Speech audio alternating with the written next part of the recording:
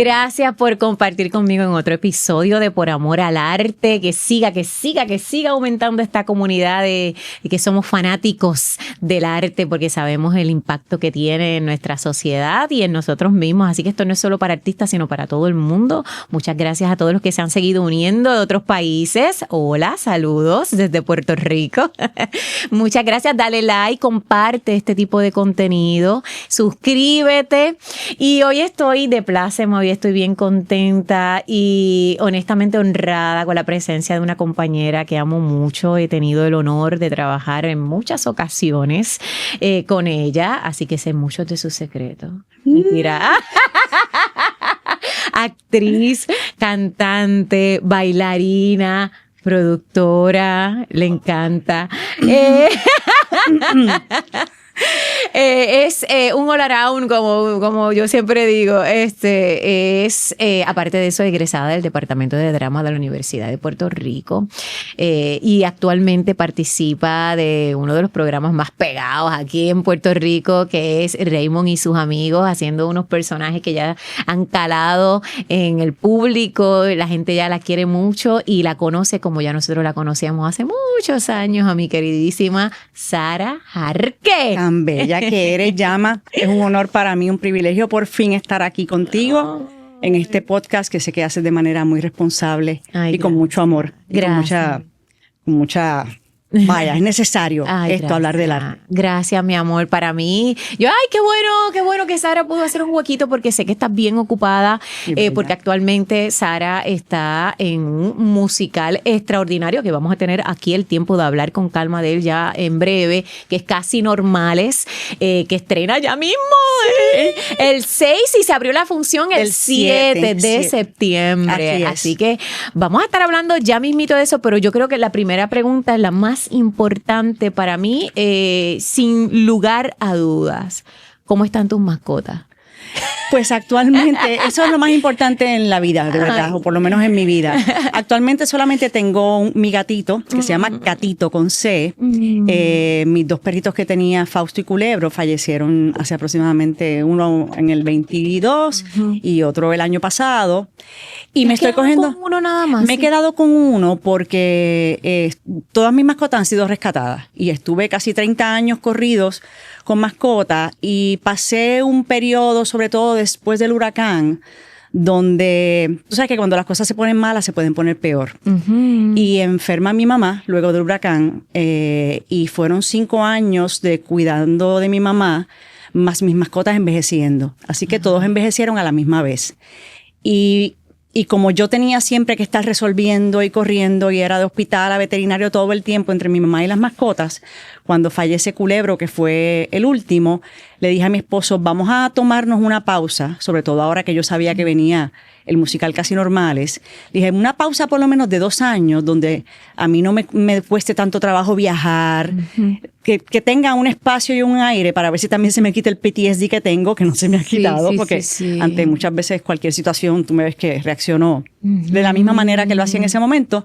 Y entonces decidí cogerme una pausa y yo espero que ya después de un musical, pues quizás ya esté lista para adoptar más mascotas. Has hablado de algo bien importante, y es que te entiendo, porque yo en la pandemia perdí a papi, perdí a mami, y no es que quería no es que queríamos que empezar el podcast no, es que tú sabes, pero tú las has pasado también. Pero también es que Sara y yo no nos conectamos hace tiempito, ¿verdad? Y te entiendo en una etapa en la vida en que todo se transforma, todo cambia. En la carrera, en la vida personal, en los seres que uno quiere.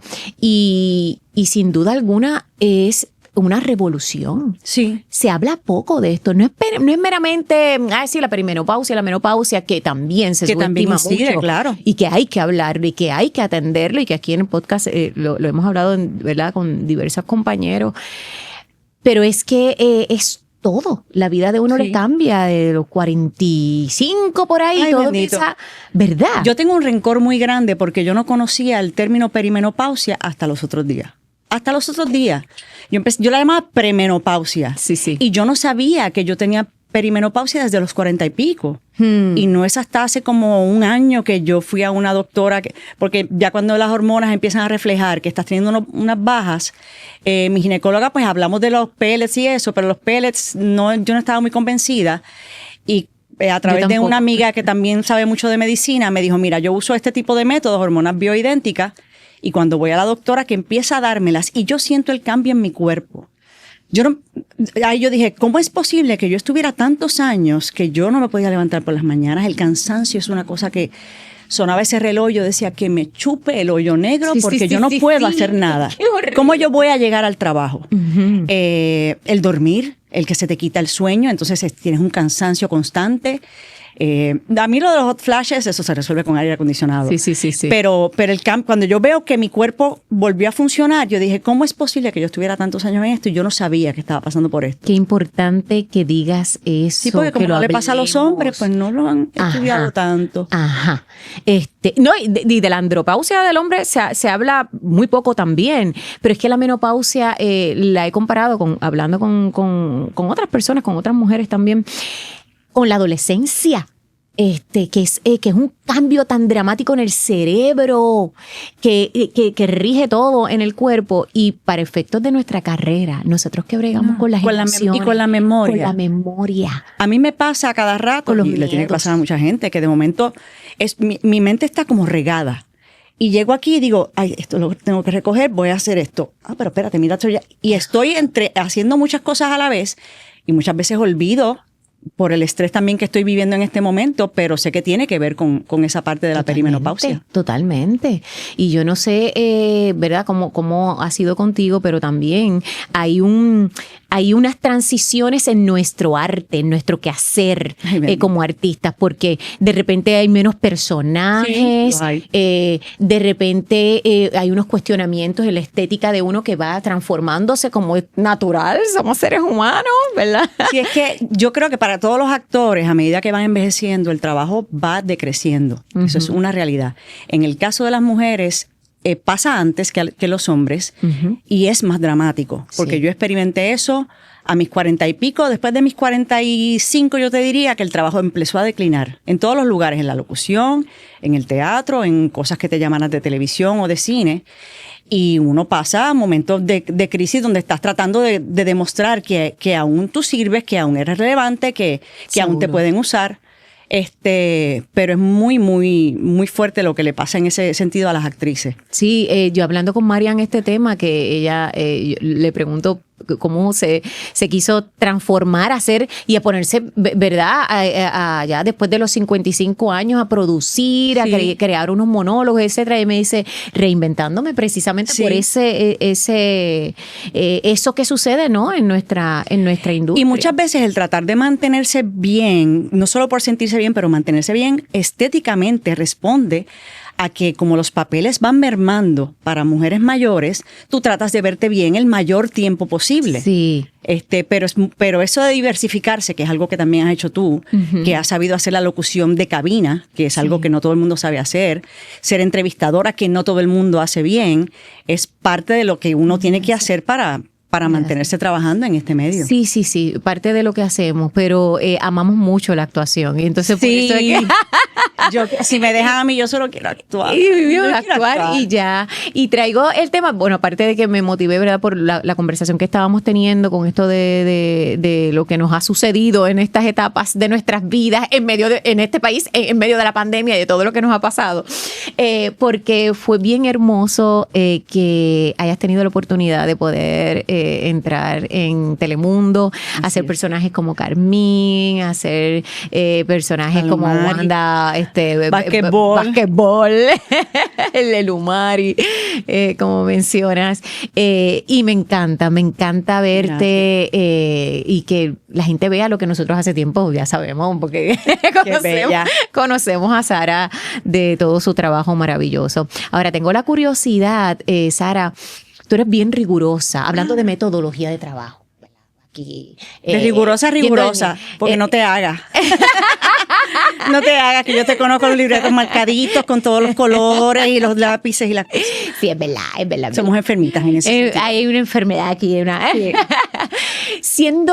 Pero tengo curiosidad, siendo tan rigurosa como eres, perfeccionista, disciplinada, obviamente, muy estudiosa, ¿cómo haces para que se mantenga la espontaneidad en tus trabajos?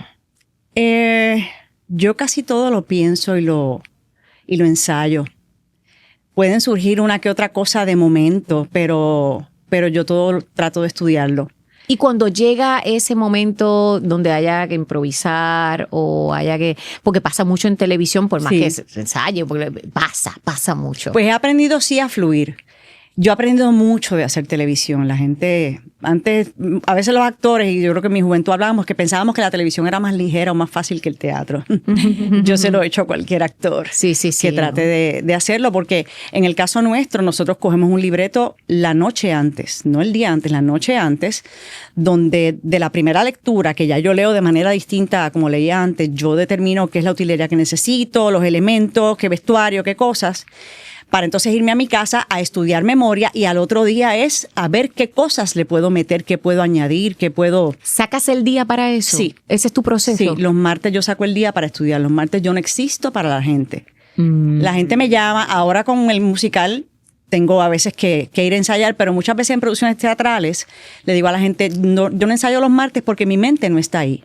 No puedo ensayar teatro porque yo no me vas a hablar y yo voy a estar así. Pensando que tienes el programa en la noche. Sí, porque muchas veces me tocan varios sketches. Hay veces que tengo programas más suaves, pero yo más o menos estoy entre 3 y 4 sketches por programa. Entonces saco el martes para estudiar. La noche antes memoricé, pero saco el martes para estudiar, para aclarar, para ver qué hago. Y cuando surge la improvisación, trato de fluir, por supuesto, y he aprendido mucho de mis compañeros que saben hacerlo. Pero como quiera, a mí me cuesta...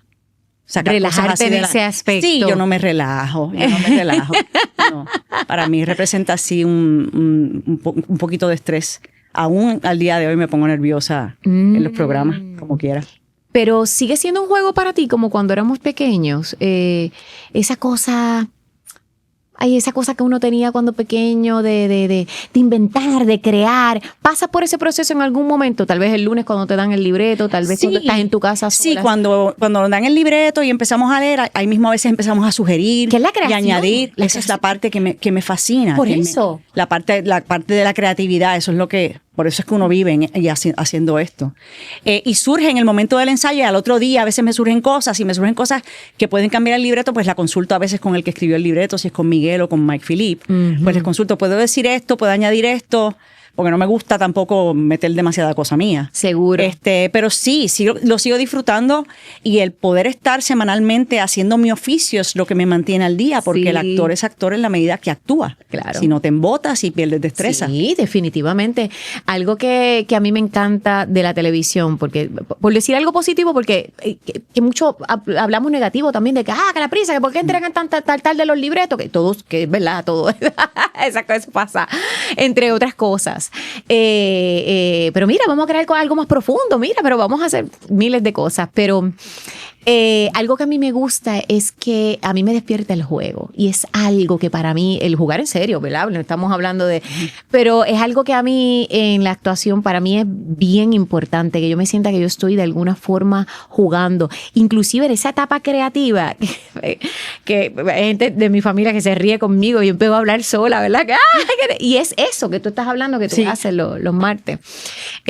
Ahí, yo creo que lo envié. Hay un videíto, ahí tenemos el video, ¿verdad, compañero? Hay un video de Uta Hagen, esta famosa, ya fallecida, ¿verdad? Que en paz descanse. Profesora, actriz, que hablaba algo de esto. Vamos a ver qué tú opinas de esto. A ver. The essence of a really good actor is that you stay innocent. Stay innocent, stay curious to the day you die.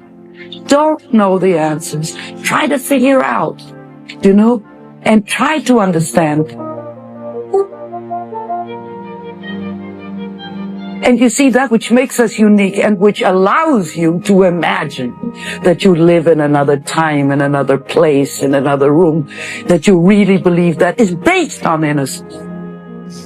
That's why we act so wonderfully when we're children, because we really believe And that ability to believe we should keep to the day we die and don't let anybody take it away from you. Certainly don't take it away from yourself. Me gusta cómo cierra, y sobre todo no te quites esa oportunidad a ti mismo.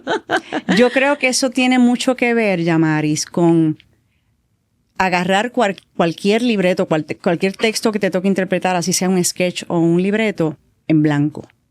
Que no vayas con ninguna predisposición. Uh-huh. Y hay gente que aborda sus trabajos de una manera y meten su personalidad dentro de ello.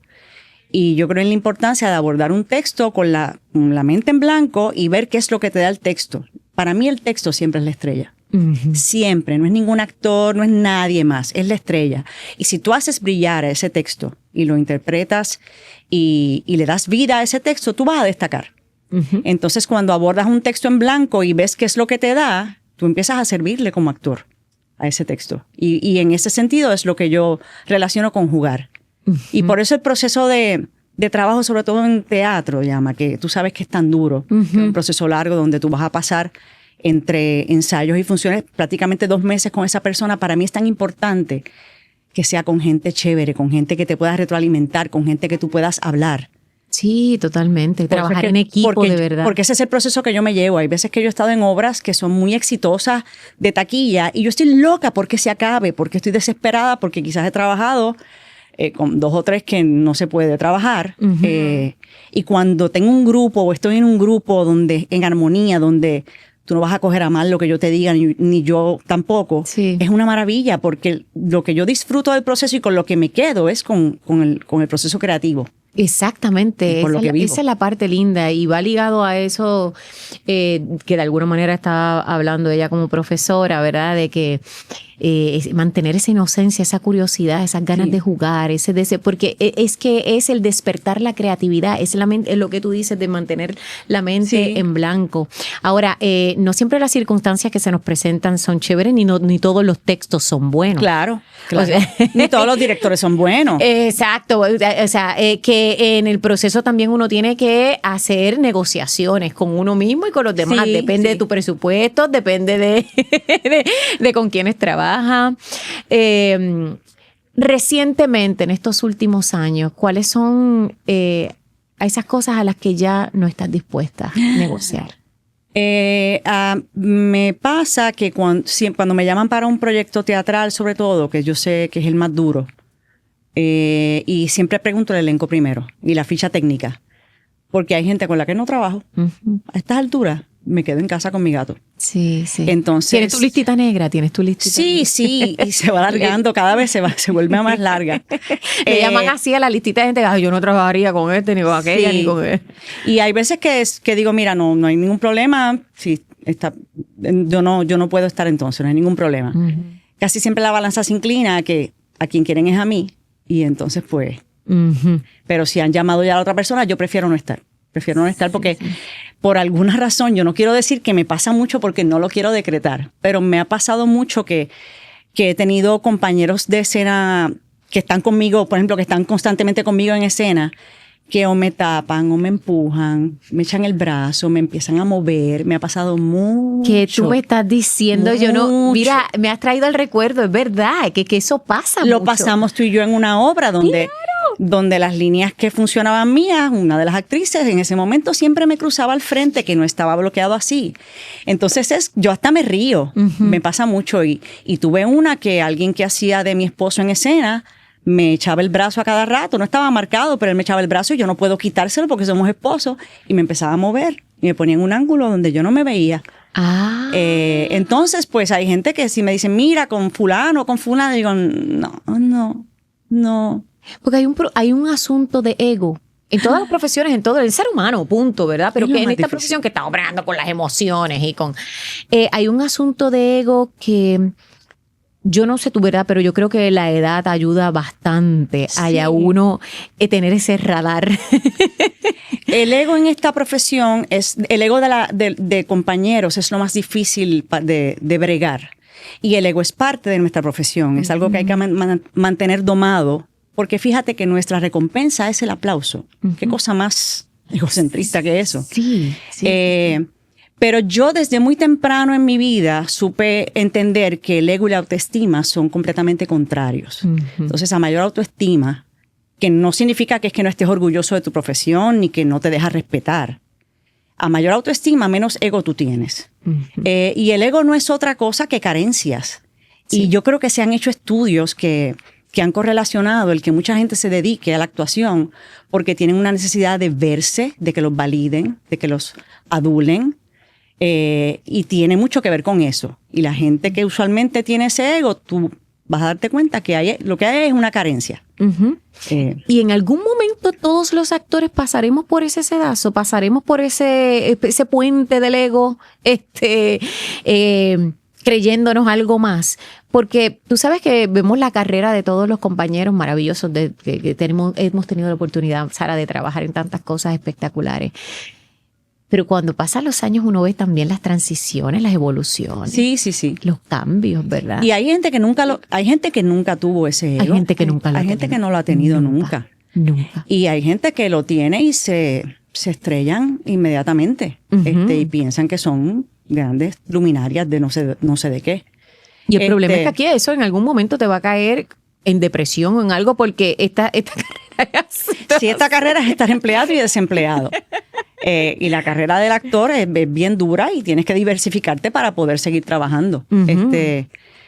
Pero el ego es algo que no necesariamente todo el mundo tiene o todo el mundo tuvo. Tienes que saber reconocerlo y saber domarlo porque no te va a servir para nada. Y en el momento que te creas en esta profesión que te las sabes todas, perdiste y dejaste de crecer como actor. Totalmente. Por eso es el juego, es el seguir aprendiendo todo el tiempo y todos los días. Exactamente.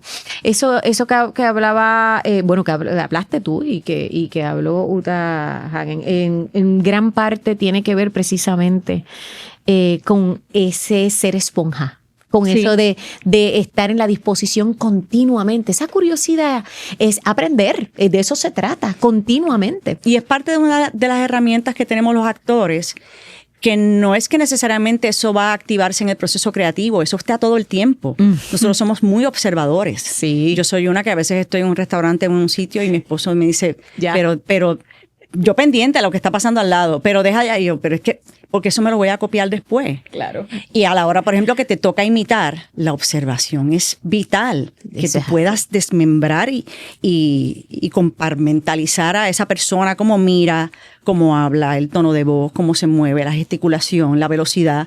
Todo eso es vital y son herramientas de los actores. Y cosas que vas observando a través de tu vida, en algún momento las traes. Personajes que yo he creado es gente que yo he visto. Lumari, tú la has visto. Sí, te ha atendido totalmente, en algún momento. Totalmente. Y Carmín, ahora la gente, que hay una Carmín acá o allá. Es gente que yo vi que cuando me tocó hacer la observación y prende la llama de la creatividad. Es el escuchar y el observar, es estar conectado. Y fíjate que esa observación cuando se da, que a mí me ha pasado igual, familiares me dicen, mira, no es un presentamiento, no es de chisme. No. Tiene que ver con estudiar el comportamiento humano, que es muy distinto. Yo siempre pienso que los actores, o los buenos actores, somos medio psicólogos. Yo, por ejemplo, me encanta ver programas que tienen que ver con comportamiento humano.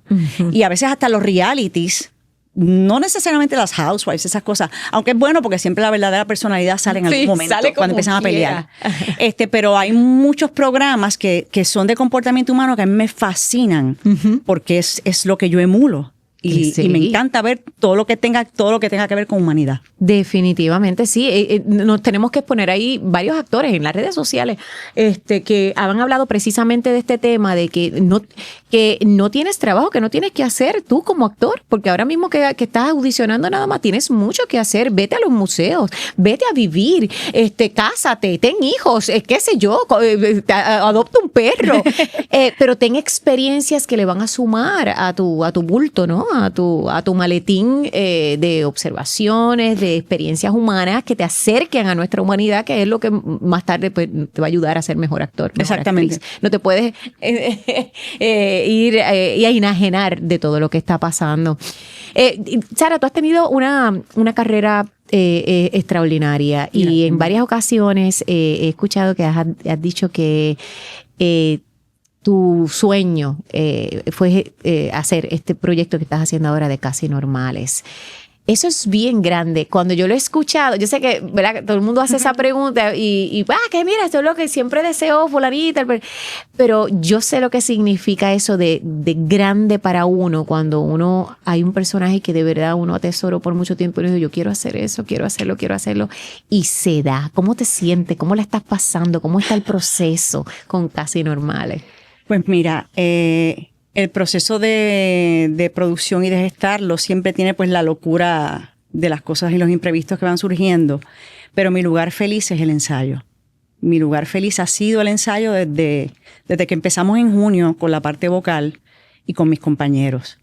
Este proyecto, hay muchos proyectos que uno anhela o papeles que quisiste hacer, y en mi caso yo he tenido la fortuna de que por lo menos en el teatro musical, que es el género que más a mí me encanta, he tenido la oportunidad de hacer papeles buenos y grandes papeles y papeles que he deseado.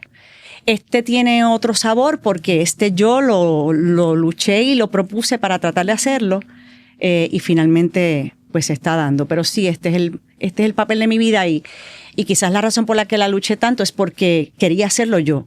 Y me daba un poquito de miedito que el musical se hiciera y que yo no tuviera la oportunidad de hacer ese papel. Sí, sí. ¿Qué pasa también?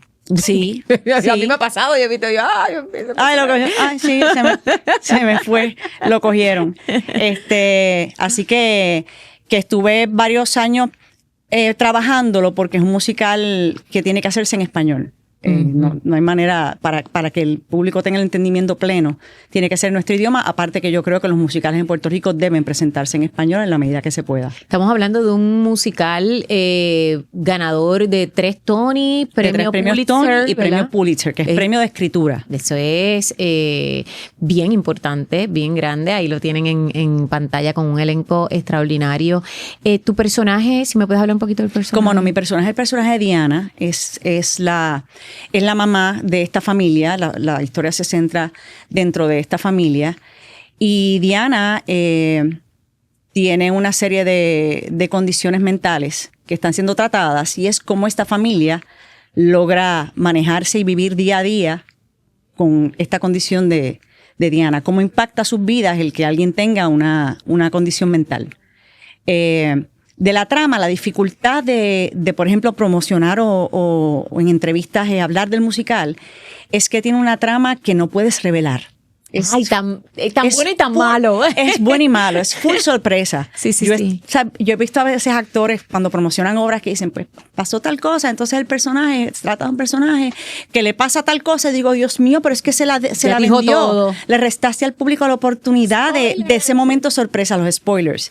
Y en este caso, es de estas obras que no puedes dar ningún spoiler porque la trama se va revelando poco a poco, y lo que tú estás viendo no es lo que tú pensaste. Es una trama que te mantiene al borde del asiento. Y cuando yo la vi, ha habido muchas obras que a mí me han impactado.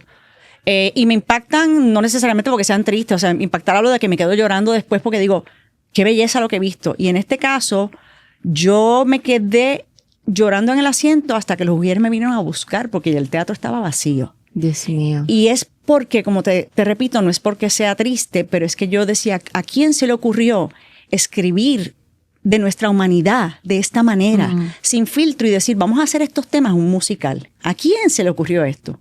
O sea, es totalmente un drama. Es un drama. Y me dicen que la música es lo principal, la o sea, música que todo cantado. La música no tienes manera de escaparte de ella. Y nos ha pasado a nosotros que cuando hemos estado nosotros montamos con una cosa que se llama Rehearse Score Plus, que es un material que te manda la Casa de Derechos, pero es un piano bien básico para tú poder montar las voces y las armonías. Okay. Ya hemos ido a ensayos con orquesta, y cuando la orquesta empieza a tocar, es una cosa que gente de producción, que no necesariamente son actores, me ha dicho, es que me emociona tanto, porque la música te atrapa, y la música es la que te va llevando en la parte mental de cada personaje. La música es la que te lleva. Y es una maravilla.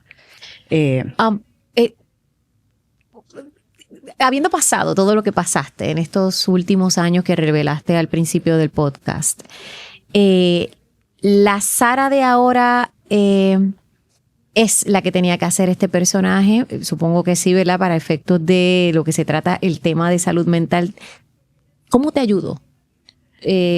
Todas estas experiencias personales de estos los más recientes años que has tenido con tu mamá, si en algo? Sí.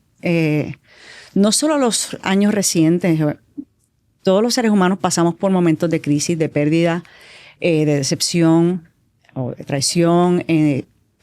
Y yo he tenido a través de mi vida momentos muy difíciles en que he tenido que buscar ayuda médica, ayuda psiquiátrica para poder manejar algunos asuntos y eso viene previo. Yo soy muy cuidadosa de mi salud mental porque estuve en un tiempo donde tuve que ser tratada por depresión. Ya luego con el asunto de mi mamá fue distinto esa etapa que viví porque era algo que no podía controlar necesariamente emocionalmente porque yo tenía que vivir resolviendo. Uh-huh. Pero de que me ayuda, sí me ayuda. Yo pienso, Yamaris, que... Sabiendo este personaje hace 20 años atrás. Yo pienso... No solamente por la edad del personaje, pero sí, en la psiquis, ¿no? Hablando de eso. Yo creo... Y esto yo no lo he dicho, no sé dónde lo he dicho, pero hubo una cosa una vez que yo leí que a mí me abrió los ojos decía los componentes del actor. El actor está compuesto de 4 cosas que tienen que estar completamente balanceadas para una actuación efectiva. Una es la voz, tu instrumento, que la voz esté en buena condición, que tú te entiendas, que tengas buena dicción, que tengas buen volumen, comprende todo eso. Uh-huh. Y los matices que tengas que hacer en una voz, o si tienes que cantar, por ejemplo, que tu voz esté en ese óptimo estado donde tú puedas hacer uso de ella. Está la parte física, que es donde tú a tu personaje le das la postura, la velocidad, la gesticulación, la mirada. No es lo mismo la postura si estás triste, si estás deprimido, si eres joven, si eres viejo, que tu cuerpo sirva para eso. Está la parte mental, que es que tú entiendas a tu personaje, que entiendas si es histórico, lo que le pasa, lo que le pasa mentalmente, que tú lo puedas entender para interpretarlo.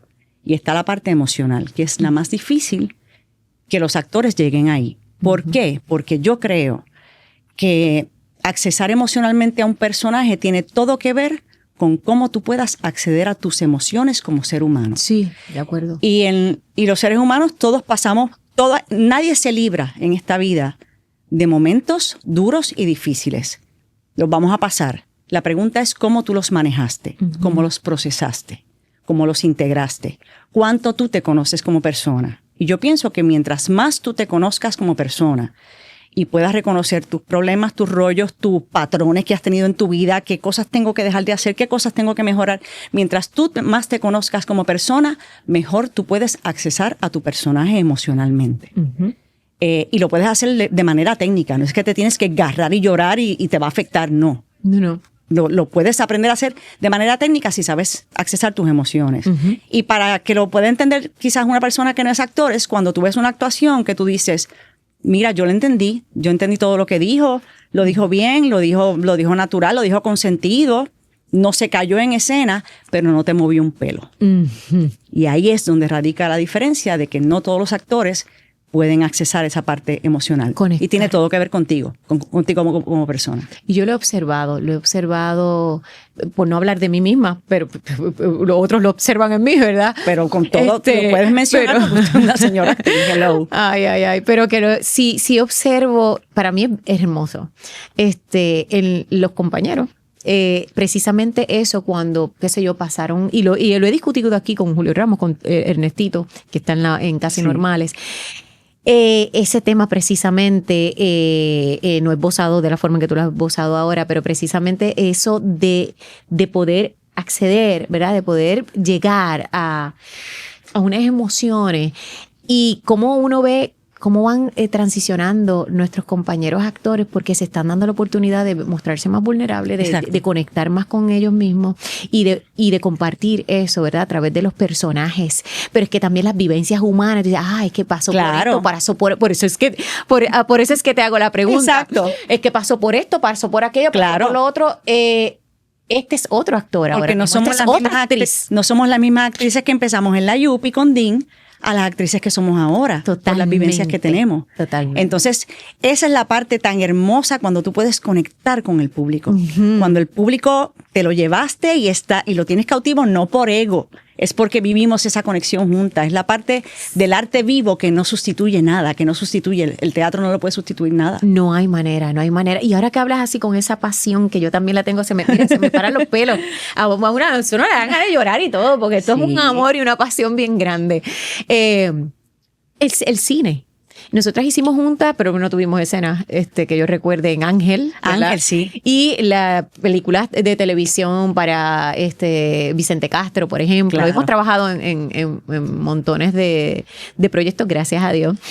¿Qué diferencia hace en ti? ¿Te gusta el cine? ¿No te gusta? ¿Te gustaría hacer más cine? Pues a mí me hubiera gustado, por ejemplo, que en universidad se hubiera tocado un poquito más el tema del medio del cine, porque se trabaja distinto a cómo se trabaja en teatro.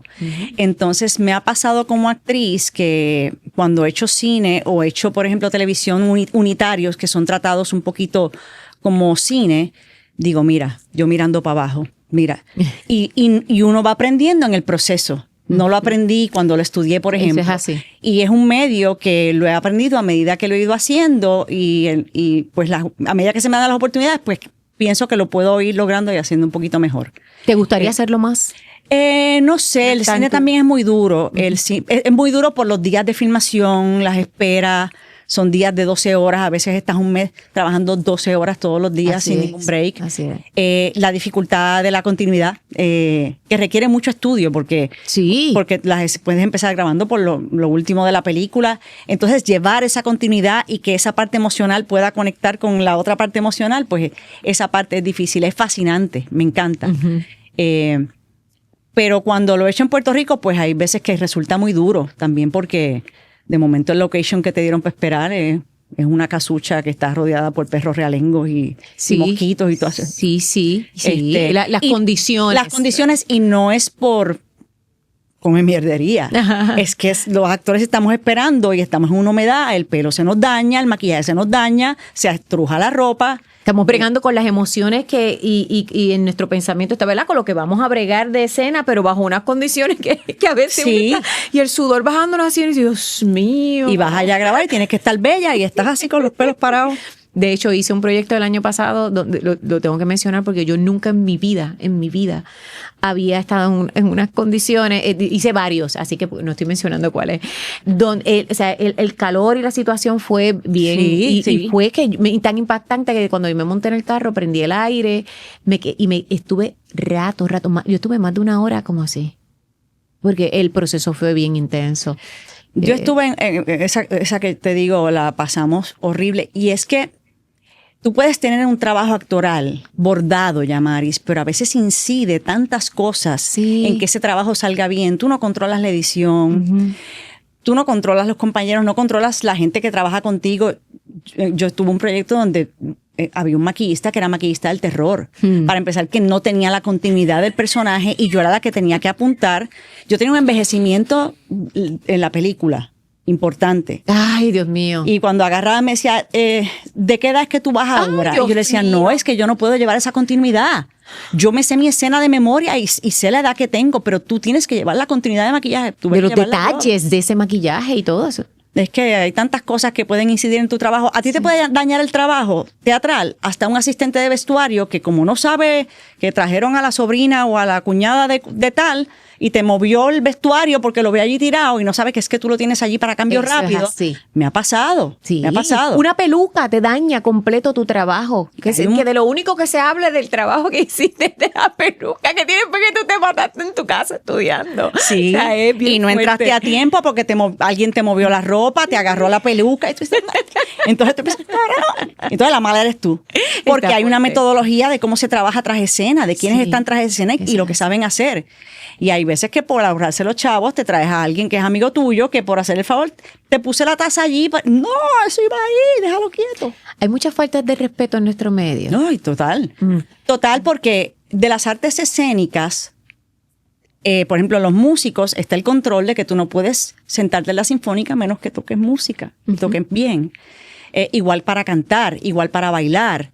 Si tú estás haciendo un nivel de una coreografía o un nivel vocal, Si no eres cantante o no eres bailarín, no puedes estar, pero en la actuación no hay como que ese filtro o esa rigurosidad. Sí, sí, sí. Y tú lo sabes que nos toca muchas veces trabajar con compañeros que no son actores entrenados, que no hay ningún problema, pero que no conocen unas metodologías o unas disciplinas que hay que tener. Sí. Y todo tiene que ver, sobre todo cuando se toman en serio este trabajo. Sí, hay gente que no el ser disciplinado, el ser estudioso, Exacto. el ser, sí. El entender que un libreto, un sketch, tú tienes que leerlo completo. Tú no puedes leer tus líneas nada más. Tú tienes que leerlo completo. Así punto. es. Sí, y cuando hablas de la lectura, eso que mencionabas al principio, los libretos, no es, sí, yo leí el libreto una vez. No. Chacho, ese libreto es que, y cuando uno está en dirección, Sara, que lo lees la vez número 10 y tú dices, Y te diste cuenta y todavía, de algo. Sí. o sea, salen cosas y uno, espérate, que Sí. una linecita así como suelta y esto va conectando con esto otro. Cuando estudiamos en la universidad, yo recuerdo, Dean nos enseñó que los libretos, tú llegas a una primera lectura con ese libreto leído varias veces. Y todo lo que tú no entendiste, palabras que no entendiste, referencias que tú no entendiste, tú tienes que llegar con eso aclarado. El director no está para aclararte ni decirte el significado de tal palabra, ni ninguna referencia. Todo eso tú tienes que haberlo estudiado y sacado tú por tu parte. ¿Tú piensas que nos hemos vuelto vagos? Yo no. Pero sí se ha perdido, o sea, se ha vuelto más permisiva la cosa. A mí me deja como loca estar trabajando con gente mirando celulares mientras estamos pasando líneas. Eso me deja, eso no.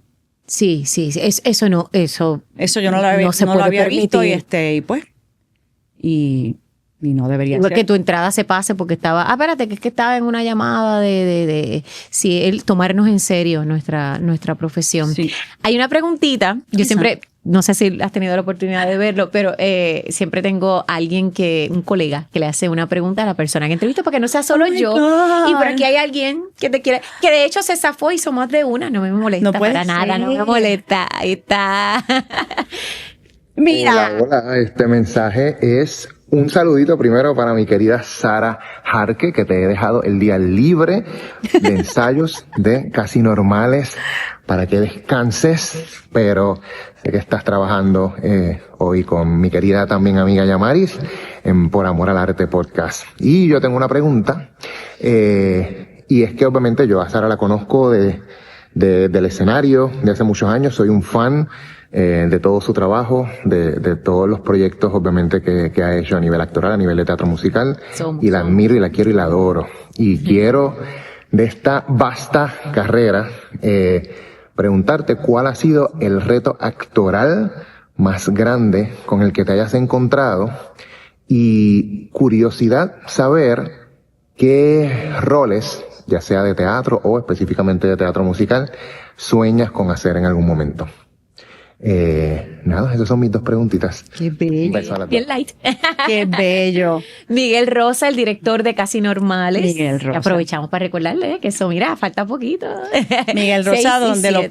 donde lo pongas. Miguel es un asset en el teatro puertorriqueño. Sí, Y importantísimo. en Casi Normales está dirigiendo, además está haciendo el diseño de escenografía y el diseño de iluminación. Casi nada, todo. Nada. Y encima hace todos los demás de todas las obras de teatro porque es multitalentoso y es una bella persona. Sí, lo y es. trabajar con él de verdad es un gran placer. Hemos trabajado antes, pero en esta él la soñó Especial. conmigo. Él la soñó conmigo porque cuando yo estaba en pensamiento de hacerla o no, él un día me escribió un texto, nos habíamos visto en la noche anterior, y me dijo, te tengo que decir esto, yo sueño con hacer esta obra, pero solamente la haría contigo. Y fue como otra señal que yo dije, esto hay que hacerlo ya. Y dije, vamos a sentarnos a hablar y vamos a empezar a gestarlo. Qué bien. ¿Qué proyecto? El más complicado y fue la primera que te hizo. Pues mira, el proyecto que yo considero más complicado, más difícil en mi carrera fue cuando hice La Golondrina. Uh-huh. Y esa pieza no es que fue complicada, porque fue divina trabajarla con Ismanuel Rodríguez. Amo trabajar con Ismanuel Rodríguez porque buenísimo director. es obsesivo como nosotras, es perfeccionista. Pero fue la primera vez que trabajé con él. Y ese papel era un personaje que interpretaba a una mujer un poquito mayor que yo y que había pasado por una experiencia traumática con su hijo. Y fue el reto actoral que yo te diría más grande que he tenido por por lograr interpretar físicamente la velocidad de esta mujer y lo parca que ella tenía que mantenerse aún con el dolor inmenso que tenía por dentro. Y no permitir que esa emoción la sobrecogiera, aunque estaba destruida. Pero fue bien chévere, fue bien bueno, fue bien satisfactorio. Lo difícil no le quitó que te lo disfrutara. Yo me sentí que yo ahí me gradué como actriz. Ay, qué chévere. De esos proyectos que tú dices, sí, yo, fíjate, yo sirvo para esto. Yo soy capaz. Yo sirvo para esto y si lo trabajo, mira, yo funciono para esto. Qué bien, qué maravilla. Me sentí muy bien con ese proyecto. Y la otra pregunta de Miguel fue... ¿Qué papel yo soñé? Mira cómo estamos con la perimenopausia. Olvidando la próxima pregunta que nos hizo. Mire que la perimenopausia. Ay, Dios mío, ok. Me preguntó con qué papel yo soñaría en teatro musical. Reitero que mi papel más soñado y más deseado es este papel de Diana en Casi Normales. Qué maravilla. Pero si me quedara alguno por interpretar antes de que, ¿verdad? Lo antes posible, por la movilidad, me encantaría ser Aurora en El beso de la mujer araña. Ay, qué chévere, qué chévere. Ese me encantaría también, pero es una producción más complicada y más grande. No lo produciría. Ay, producir. Hablemos de complicado. Producir. ¿Qué pasa con producir? Mira, yo lo he hecho antes porque yo lo hice con Chicago en el 2003. Luego lo hice con 6 posiciones sexuales que no conoces, que era un espectáculo de stand-up. Y ambas veces era muy difícil, pero yo tenía otra edad. Ahora, realmente la producción es de Tony Mojena y con todo su equipo que tiene personas en todas las posiciones, muchos recursos. Pero por ser yo la persona que le traje el proyecto y que pues le di la recomendación del elenco y la ficha técnica y todo eso, pues... Eres una coordinadora, como ¿verdad? Sí. He sido la persona que ha ayudado a reclutar a todas esas personas. Pues por default, todo el mundo pues acude a mí cuando tiene cualquier duda. Y entonces pues ha sido como un reto ir dirigiéndolos. Mira, esto se lo preguntas a tal, esto lo va a manejar tal persona, esto. Es el puente. Exacto. Niña, el puente. Para yo tratar de mantenerme en la parte actoral. Tengo la ventaja que este papel yo llevo estudiándolo y cantándolo hace un montón de tiempo, que yo lo tengo ya integrado. Qué ventaja, ok. Porque yo este papel no sabía si lo podía cantar, Yamaris. Quizás yo no me aventuré a impulsar el hacer el musical porque yo no sabía si yo podía cantar este score. ¿Y cómo lo descubriste? ¿Cómo? Empecé a cantarlo. Empecé a cantarlo todos los días, hace como 3 años, hasta que dije, mira, si yo puedo cantar esto, yo lo puedo cantar. Si hago esto así, esto asado, lo puedo cantar. Y ahí entonces fue que empecé a gestarlo. ¿Y continúas en clases de canto como siempre has hecho antes? Yo sé que estabas con Rina de Toledo. Yo estuve con Rina de Toledo 21 años, 22 años. Luego también tomé clases con Hilda Ramos, una gran maestra de canto. Hay veces que he tomado clases con Pedro José. Pedro José me dirigió vocalmente en cabaret. Me fascinó su trabajo porque Pedro José aborda y le da mucha importancia a la parte emocional de lo que cantan los personajes. Y además conoce muy bien la parte técnica de ayudarte a cómo llegar a ciertos lugares. Eso es importante, y en paréntesis rapidito para permitirte porque en el baile pasa también que bueno, los coreógrafos que nos entienden a nosotros los actores, la parte emocional. Exacto. Y entonces... Y lo que vas a cantar. Y lo que vas a cantar, y entonces no es meramente el baile, sino también, o la coreografía, sino unir todas las partes. Entonces, y con Pedro José... Con Pedro José he tomado una que otra clase en este periodo, pero pues ha sido tan complicado con la cantidad de horas de ensayo más mi trabajo en el programa que no he podido darle la continuidad como me hubiera gustado darle a la clase de canto, que es tan importante porque la clase de canto es como el hacer ejercicio en un gimnasio, o sea, hay que mantener el instrumento al día, todo el tiempo. Totalmente. Sara, y ya volveremos nuevamente a Casi Normales. ¿Tú entraste en qué año a la UPR? Yo entré en el 86, yo venía de vivir en Estados Unidos porque a mí me cogieron en 4º año para un programa de televisión que se grababa en Orlando. Y tuve que dejar mi 4º año. Video Girls. Entonces tuve que dejar mi 4º año y lo hice por estudios libres. Y el programa acaba justo cuando ya va a empezar mi semestre de universidad. En universidad me aceptaron en naturales porque hice muy buen College Board. Y entré por naturales porque dije que quería ser farmacéutica. ¿Tú o tu papá? ¿Quiénes de los dos querían? Mira, es bien loco porque mi mamá era orientadora educativa y yo entré a la universidad sin tener idea de lo que quería hacer. Casa de herrero, cuchillo de palo. Yo estuve 2 años dando cantazos perdidas entre naturales, entre comercio, porque a mí ni por la mente me pasó lo de drama. Y yo no supe que el teatro musical se podía estudiar. En Estados Unidos se hacen bachilleratos de teatro musical, sobre todo en Boston. Y aquí ahora es que en las academias que son tan importantes para esa adolescencia definirla, esos artistas, ahora es que se está dando más teatro musical. Claro. Y obviamente con la internet hay mucho más conocimiento. Pero mi mamá, que era orientadora educativa, yo creo que ella tampoco sabía que el teatro musical se podía estudiar. Discúlpame, pero para ese entonces sí, bailabas y cantabas ya. Sí, yo empecé... De chiquita mis papás nos metieron en piano, a mi hermano y a mí, porque soñaban con que Kino fuera que violinista, pero no piano. Nos metieron en piano a los dos, ninguno salió pianista, pero eso me benefició que luego puedo leer música y por ahí puedo repasar y puedo estudiarme un papel nada más que con la partitura.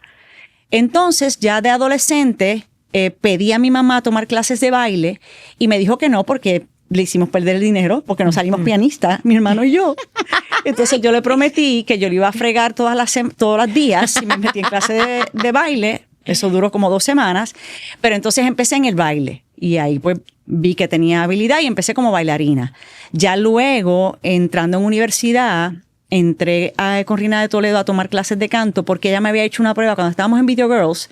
En un momento aspiraron con que cantáramos y nos llevaron a una prueba con Rina de Toledo para que ella escuchara nuestras voces y ella dijo, esa es la que puede cantar. Y cuando regresé a Puerto Rico, que regresé a la Yupi, inmediatamente fui donde ella y me reclutó. Y estuve con ella, como te diría, 22 años tomando clases de canto con Rina. Entró en la Yupi en el 86, perdida, hasta que un día en una electiva cogí actuación 1 con Dean. Y vi a mi hermano una vez en un ensayo de los teatrazos que se hacían en la plazoleta. Oh, wow. Y lo vi en un ensayo. Porque él sí estaba definido y él sí ya estaba. Él estaba ya en drama. Ok. Estudiando drama. Eso también es algo de uno, de tenerlo cerca. Pero a esa edad tú no hablas mucho con tu hermano. Tú como que no sabes lo que le está haciendo, ni sabes lo que tú estás haciendo. Y una noche que tuve que buscar algo que él me tenía que dar, tuve que esperar en lo que él terminaba su actuación y me quedé anonadada. Y cuando en un próximo semestre que me tocó buscar la clase de MECU en comercio y otra vez no la encontré, que no la encontraba ningún semestre, me dio una rabieta y me fui caminando al departamento.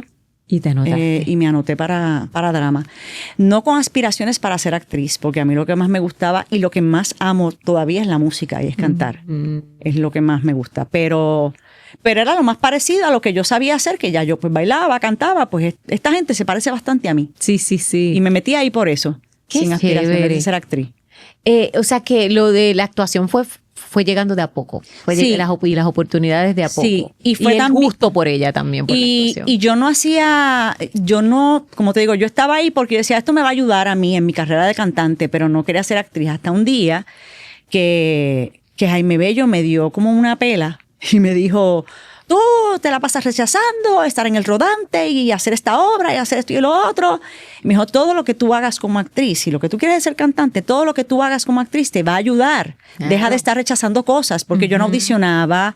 Si había, por ejemplo, en aquel momento todavía había un coletazo de las telenovelas o había series y unitarios. No te interesaba. Y a mí no me interesaba nada de eso, no iba a ninguna audición, no sometía nada. Y luego que tuve esa conversación con Jaime Bello, que es uno de los grandes actores que ha dado este país, de los más completos, empecé a aceptar todo lo que fuera actuación y me metí en el rodante. Y estuve en rodante 1 año. ¿En cuánto tiempo hiciste el bachillerato? Ese es un récord aquí hay récords en este podcast. En el mío lo hice, creo que fue, terminé realmente en 6, pero me gradué en el 7º, porque ahí me fui con Montaner. Terminando el bachillerato me surge ir a cantar con Montaner, que estuve 2 años de gira. Y ahí es que te conozco. Y entonces, exactamente, yo te conocí. Tenemos que decirlo, yo recuerdo perfectamente cómo yo conocí a Yamaris Latorre. Eso estuvo brutal. Yo estaba de gira con Montaner, que hicimos gira por Latinoamérica, y nos toca venir a Puerto Rico a hacer un show en el Caribe Hilton. Cuando llegamos al hotel, nos llevan a las cantantes bailarinas a esta habitación donde nos vamos a cambiar a maquillar. Y cuando yo entro, había una niña sentada en la cama así, con un libreto, muerta de la risa, como una loca, sin hacerle caso a los demás, pero muerta de la risa loca porque estabas leyendo La Posadera. Ay, Dios mío. Y estaba muerta de la risa y yo lo que hacía era, miraba a esa nena que riéndose Estúpida, como las ríe. locas mientras leía ese libreto. Y yo invadiéndoles el espacio para colmo. Y nosotras estábamos maquillándonos. Yo no sé ni qué tú hacías ahí, de verdad. Pues esta es la otra historia. Yo creo que te la dije una vez, pero aquí la contamos al público. Yo estaba estudiando actuación y esta amiga mía trabajaba con Montaner en la producción. Ok. Y entonces ella sabía que yo era fanática porque yo era fanática de Montaner por mami, que hizo en casa todo el tiempo. Claro. Pues entonces ella me dice, ¿tú quieres ir? Y yo, ¿qué? Para mí eso era esta jibarita de Bayamón. Mire, me lleva gratis y todo. Y entonces, vente para que lo veas y qué sé yo qué, bla, bla, bla, pues chévere. Te doy boleto y ahí estamos. Entonces, en una me dice, yo tengo que hacer tal cosa y tal cosa, porque fuimos más tempranito. Quédate aquí. Quédate aquí en una esquinita. Y yo dije, bueno, pues qué bueno, pues yo siempre andaba para todo. Y dije, como vamos temprano, yo voy a leer el libreto porque yo no soltaba el libreto. Y cuando de momento pegan a llegar estas chorro de bailar y yo, adiós, cara, este cuarto no era solo para nosotros, yo estoy aquí invadiendo. Pero te importó bien poco porque nosotros me estábamos hice la loca. maquillándonos y ella... Esta nena la está pasando, ¿qué estará leyendo esa niña? La está pasando muy bien. Pero recuerdo a esa niña absorta en el libreto y muerta de la risa y disfrutándotelo a plenitud. Loca, como una loca allí, pero fue eso, no te creas, muy dentro de mí, yo después regañé a mi amiga y dije, ¿cómo me vas a poner en el mismo lugar donde estaban las bailarinas y todo? Yo, o sea, fue como que, Dios mío, ¿qué hago? Porque me sentía incómoda, ¿verdad? Así que me fui en mi mundo porque eso fue lo que pasó. Eso fue lo que pasó en esa ocasión. Ahí nos conocimos Sara y yo. Tú y yo hemos hecho La Peor Cantante del Mundo. Hicimos, aparte de las películas Agosto, que Condado mencioné, de Osage, Agosto, que es uno de los Condado recuerdos más Osage. bellos. Ay, qué bella. Mira que cuando tú cuentas como que cuáles obras te gustaron o cuáles fueron perfectas en términos de proceso y de resultado, casi siempre con una mano te da. Sí, Y sí. Agosto, Condado de Osage fue una de esas piezas que... Fue extraordinaria hacerla. También trabajamos en ¿Qué sospecha tengo? De Mirna Casa. ¿Qué sospecha tengo de Mirna Casa? Boing Boing. Ahí nos divertimos Ay, mucho. Nos divertimos. Ahí nos divertimos. Tu personaje era la alemana. Alemana. La tuya era italiana, La ¿no? mía era italiana. Que Ahí después nos de eso fue divertimos que empecé mucho. con, ay Dios mío, que tenía Antígona y empecé con unos problemas bien serios de Me voz. acuerdo de ti en Antígona. Nunca lo olvido. Bueno, y un sinnúmero de obras. Que Puerto Rico fue a Puerto Rico fue también. Titanic. Mira, este cuento. Mira, Titanic. En el 2000 se hizo Titanic, porque en Broadway estaba la obra Titanic, pero esta no era la obra de Broadway, esta era una versión criolla de un Titanic con música. Yes. Que no necesariamente es un musical, con música. Entonces, Yamaris era la protagonista de la obra y esto era un musical. Y de momento a Yamaris resulta aquí que le tocaba una canción para cantar y Yamaris dijo, yo esa canción no la puedo cantar. Y de momento vienen donde mí y me preguntan si era posible que Yamaris al frente hiciera la mímica de cantar la canción mientras yo la cantaba tras escena. Y yo me quedé como que, y cuando Yamaris se enteró de eso, me dijo, no te atrevas, eso es una falta de respeto. Que a ti te pongan a cantar atrás para yo hacer la mímica al frente, no lo vas a hacer. Pero no por ti, obviamente. No, yo entiendo. Ahora voy a contar la otra parte. Porque es que viste, hay historias. Y pero es que también está ahí tu sentido también de respeto y de responsabilidad. Sí, no, lo que pasó es que cuando a mí me ofrecen esa obra, con musical, qué sé yo qué, y entonces yo le digo, yo ahora mismo estaba, oye, nosotras hacíamos yo no sé cuántas obras al año. Yo sabía estar en 10 obras a la vez, también, no al año. Yo también. A la vez corriendo. Sí, de locura. Ay, Dios mío, de estar haciendo 2 funciones de estudiante para hacerme otra por la noche. O sea, una locura.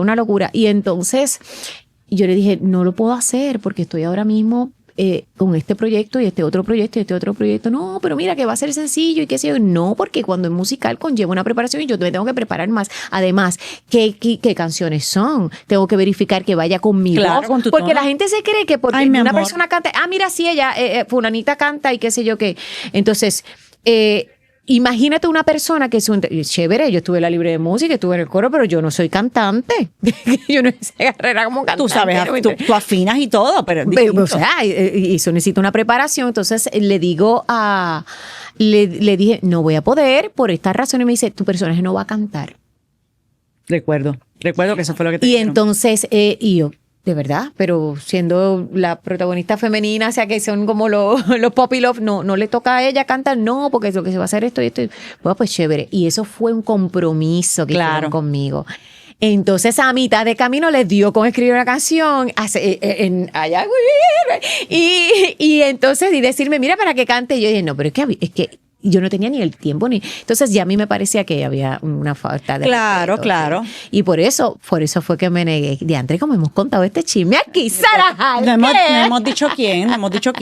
Pero es que con un equipo de trabajo extraordinario. Simplemente eso sucedió así en ese proceso. Y la gente, lo que tú dices, piensa que porque tú cantas, tú puedes hacer cualquier musical. Hay tantos géneros dentro del teatro musical, que en el teatro musical comprende la ópera y la zarzuela, que también son teatro musical. Exacto. Pero dentro del teatro musical tradicional norteamericano está el teatro musical lírico, está el rock, está el pop rock, está el clásico que ahí cae, por ejemplo, Cabaret, que cae Chicago. Entonces, hay gente que te vio en un musical y dice, mira, para tal papel. Yo digo, yo no puedo cantar eso. Yo no, Por eso. no. O fulano no puede cantar esto. Y tú te has Fíjate dicho que algo como, pero tú no cantas. Mira, a mí una vez me pasó. Que uno no Voy a contar otro chisme. Una vez me pasó que me llaman para esta obra que van a hacer en musical y para que yo vaya a audicionar. Entonces aquí es que yo me pongo y empiezo, y empiezo a hacer las preguntas. ¿Quién dirige? ¿Quién esto? ¿Qué lo otro? ¿Y quién me va a evaluar? Porque según lo que me decían, era como que me va a evaluar.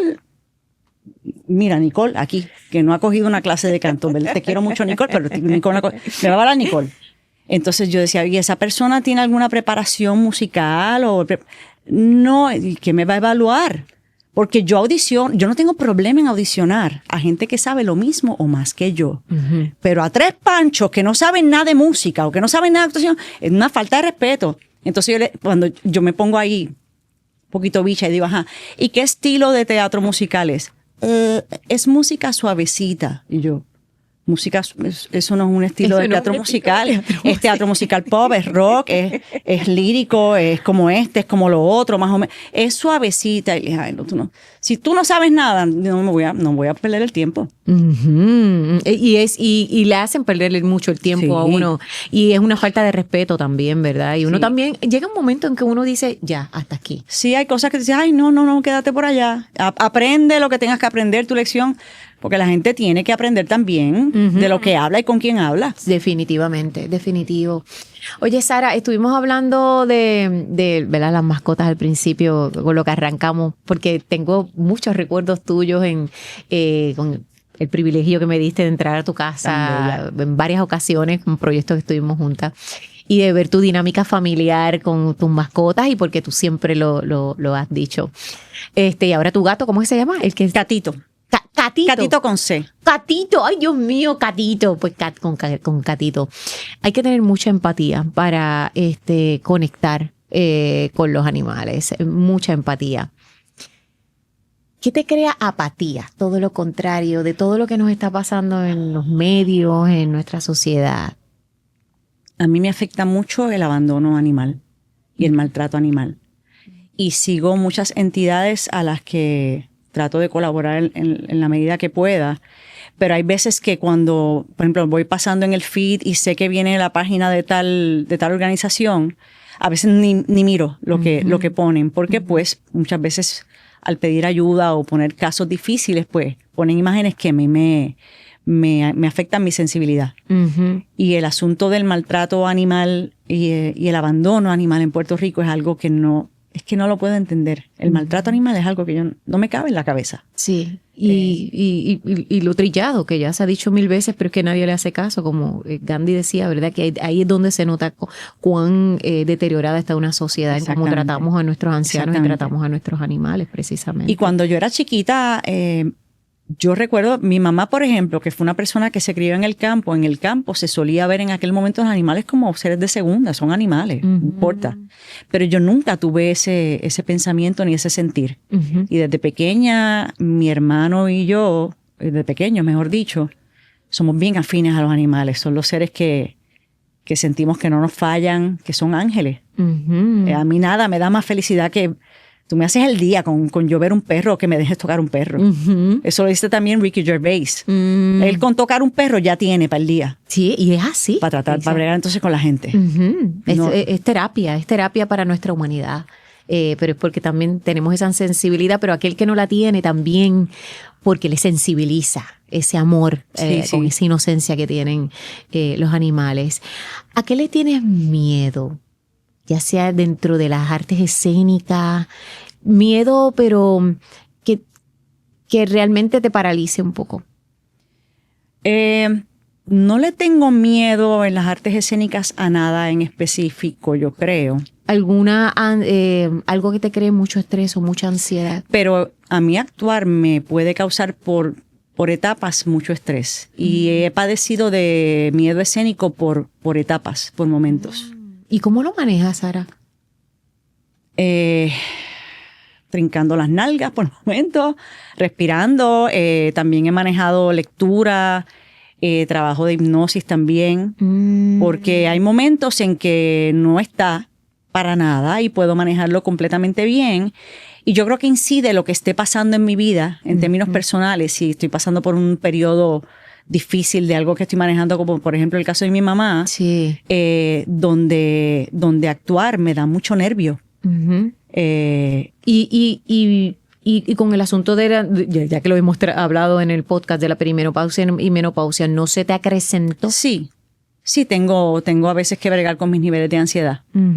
Tengo que bregar con mis niveles de ansiedad. ¿Meditas? ¿Vas a la playa? No medito, no voy a la playa. Mi paz está en mi casa.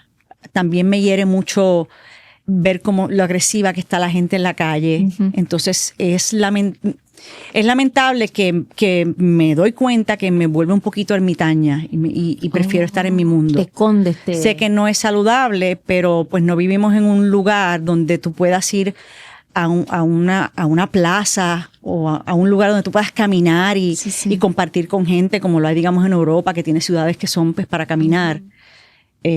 ¿No te sientes segura aquí? No te sientes segura o no existen esos lugares, excepto Viejo San Juan o Plaza Las Américas. Tú no tienes donde caminar tranquilo o ver cosas bonitas como un Parque del Retiro en Madrid, que tú vas a caminar, a respirar, sal a caminar. Entonces, pues, me he dado cuenta que ya hay muchas gestiones de nuestra vida que las hace mi esposo, porque a mí salir o la gente me puede dar un poquito de ansiedad. Un poco, y que es curioso porque ahora pues estos personajes tuyos han pegado tanto en el show de Raymond y a mí me pone tan contenta ver ese personaje de Lumari, de servicio al cliente, ese Carmín, bueno, es que son personajes maravillosos.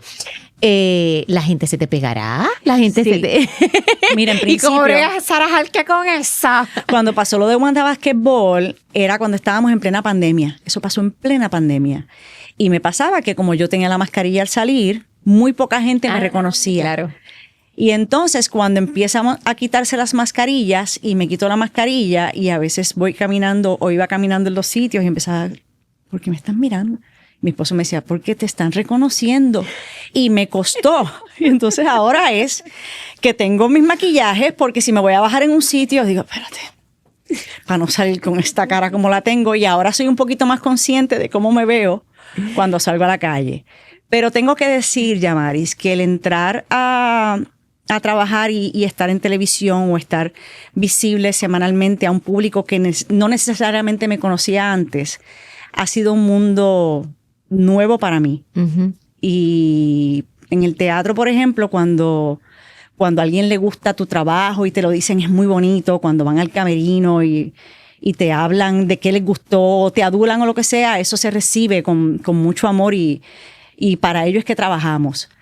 Pero en televisión, lo que yo he recibido de la gente por estar en televisión es bien gratificante y es bien hermoso.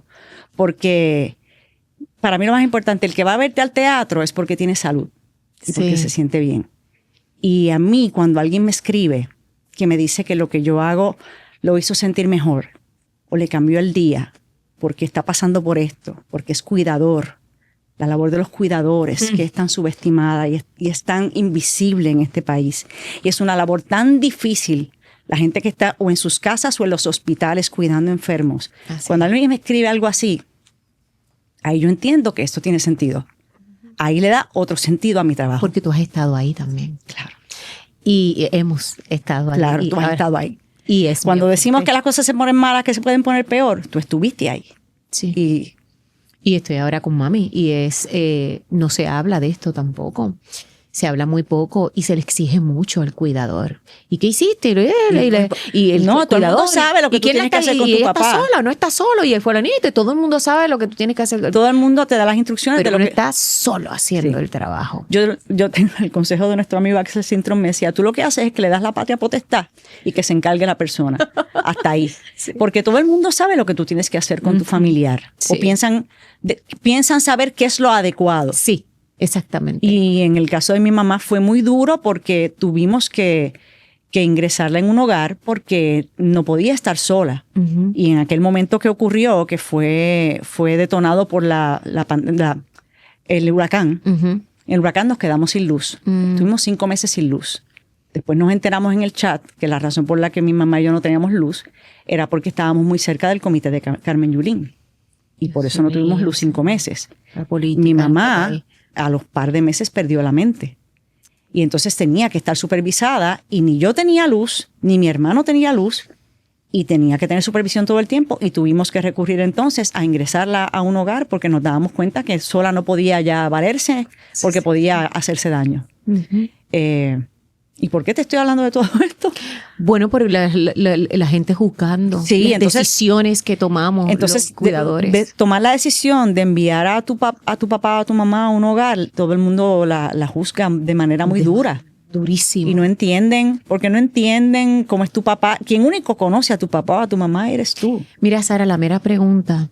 ¿Cómo está tu mamá? ¿Cómo está tu papá? ¿Verdad? De los que saben que están enfermitos. Y no preguntarte, ¿cómo estás tú? ¿Cómo estás tú? Porque ¿Cómo quieres- estás tú? ¿Qué necesitas? ¿En qué yo te puedo ayudar? Eso no se ve. Y la salud mental de los cuidadores, ay Dios mío, en este país es cosa seria.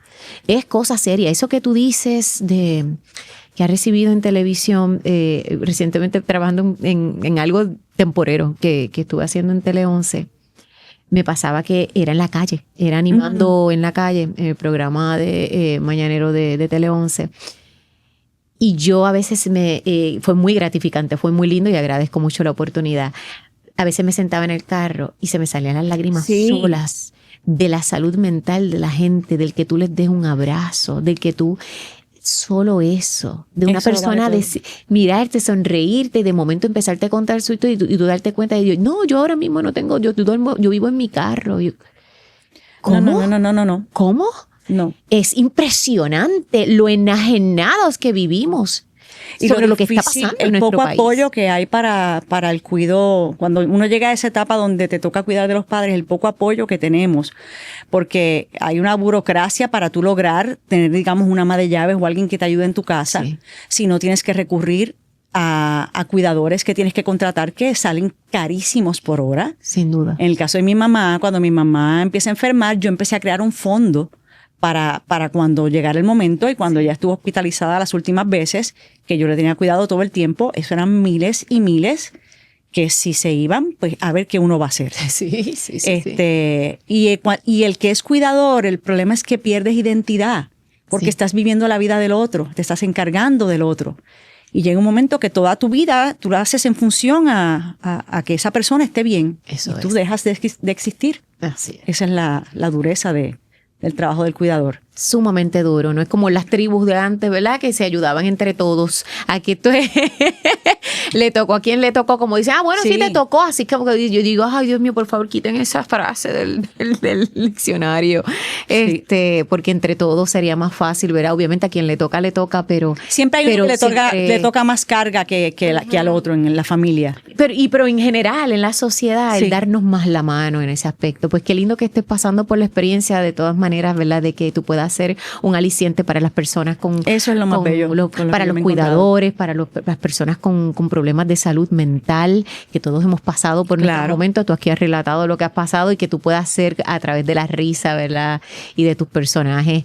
Y que puedas, un poco en resumen, esas disciplinas que has desarrollado con tanta rigurosidad, con tanto estudio, con tanta preparación, ni hablar de esas giras grandes que hiciste como cantante con no solo Ricardo Montaner, Dios mío, tú estuviste con montones de artistas. Con Lisette estuve también 2 años, con Luna empecé. Mi madre. Ahí se me olvida con Álvaro, ¿cómo es que se llama él?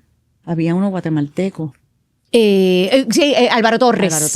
Álvaro Torres, lo Lourdes recuerdo. Robles también. Sí, sí. Que toda esa experiencia ahora la puedas traer a personajes en la televisión, ¿verdad? Porque desde la fisicalidad, con tu conocimiento en el baile, las parodias que has hecho cantando, tu experiencia como actriz y también en personajes de mucha profundidad como ahora en Casi Normales. Me alegro mucho porque yo creo que es un momento bien bonito Muchísimas en tu carrera. gracias, te lo agradezco. Yo sé que es genuino. Sí, sí, sabes que sí, que te deseo lo mejor. Ya saben, Casi Normales. Se abrió la función del 7 de septiembre, 6 y 7 de septiembre. ¿Boletos dónde? Los boletos son en Ticket Center o en la boletería del teatro. La función del 6 es a las 8 de la noche, sábado a las 8 de la noche, y el 7 a las 4 de la tarde, que mucha gente nos escribió que mira, no puedo ir el sábado, no va a abrir el domingo. Pues finalmente se abrió, y para aquellas personas también que les gusta ir un poquito más temprano al teatro, para que puedan ir o a almorzar antes o a comer después. Está maravilloso y es asegurado con un elenco espectacular. Dios mío, esos niños que tienen ahí que son tan talentosos, Son todos. unas bestias. Aparte de René Monclova y Ernesto Concepción, pero Eric Yamil, Jack Nier, J.D. Mar Ramos, con quien tuve la oportunidad de compartir en la familia Adams, son unos animales. Son unos animales y es un privilegio para nosotros, y eso lo dice el mismo René, trabajar con ellos, de verdad. Por eso te digo que mi proceso y mi lugar feliz es el teatro. Y aseguro que es una obra transformadora. Sí. El arte tiene que ser eso, tiene que transformar. Y no es que te tiene que hacer llorar, ni gritar, ni cambiarte la vida, pero el arte, para hacer arte, tiene que hacer algo por ti, como la ropa. La ropa tiene que hacer algo por ti, no es meramente que te sirva. Y cuando tú sales del teatro más feliz o relajado, o te identificaste, o viste a alguien que tú conoces, o te recordó una situación tuya, cuando sales con ganas de darte un palo por lo que sea, porque saliste de ahí distinto a como entraste. Eso es arte. Bello. Y esto es una obra que no la van a olvidar. Ahí estaré disfrutándote como te disfruté en Mamma Mía, In the Heights, ¿verdad? In the Heights, sí, gracias. Y ahí en Los Adams. En Los Adams, la familia Adams, que fue un proceso por decir hermoso. las más recientes, Ese fue un proceso hermoso también, la Qué familia rico. Adams. Ay, pues te deseo lo mejor, querida Sara. Gracias, que te querida quiero mucho. Yamari. Espero que nos toque pronto. Nos va bueno. Ya, ahí lo dejamos. Espero que así sea. Ya mismo anunciaremos algo. Nada. Siempre es un placer trabajar Igualmente, contigo. igualmente, Yama. Y ustedes, mire, sigan apoyando este contenido, pero sigan apoyando también a los artistas que traemos, no porque nos hagan un favor jamás, sino porque se lo hacen ustedes mismos, ¿verdad? El crecer y transformarse, como Sara explica, a través del arte, haciendo contacto con el arte que hacemos. Así que gracias, Sara, por estar Yama. aquí conmigo. Mi cariño, mi admiración y mi respeto siempre. Igual para ti, mi amor. Gracias a Abigail Vargas, que siempre me pone la ropita. Por Loved, su negocio. A Carlos Muñoz, muchas gracias también por prenderla. Y a este espacio maravilloso de GW5 con todos estos podcasts espectaculares que solo los encuentras en GW Network y en GW5 aquí donde se graban todos estos podcasts. Así que muchas bendiciones, dale like, suscríbete y hasta la próxima.